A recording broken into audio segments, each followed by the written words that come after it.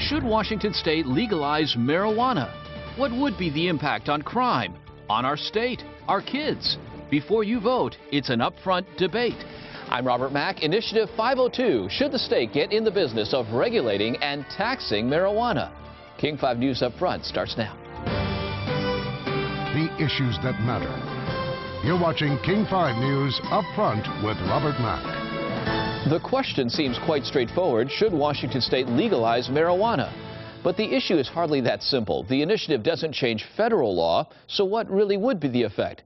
Would there be any impact on kids? And why is it some marijuana proponents are so divided over this initiative? Some saying it goes too far, others saying it doesn't go far enough.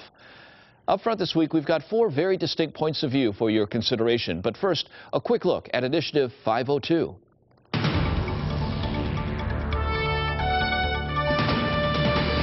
In my judgment, a very bad policy and a dangerous policy.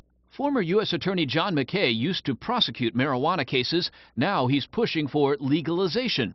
Joining him is Kate Flommer, another former U.S. attorney. It is not the role of law enforcement to make policy decisions, and it wasn't our role when we were in law enforcement.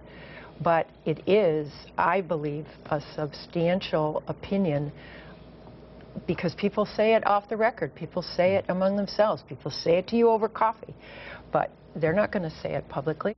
In the 90s, Washington state voters legalized marijuana for medical reasons. Now, Initiative 502 would take it one step further with some restrictions. People 21 and over could possess up to an ounce, but still wouldn't be able to grow their own. The state would get in the business of licensing producers, processors, and retail stores. Then it would put a 25% tax on marijuana sales at every level, from production to retail.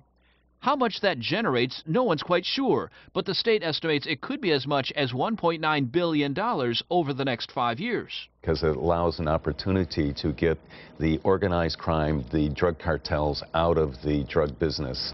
One of the biggest points of contention is that the initiative would extend drunk driving laws to specifically include driving under the influence of marijuana.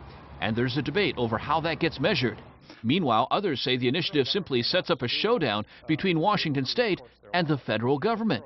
What would happen is, if Washington state legalizes marijuana and starts to tax it, you're going to have the people that regulate it be arrested for trafficking in marijuana, and any revenues that come into the state would be seized as profits of organized crime.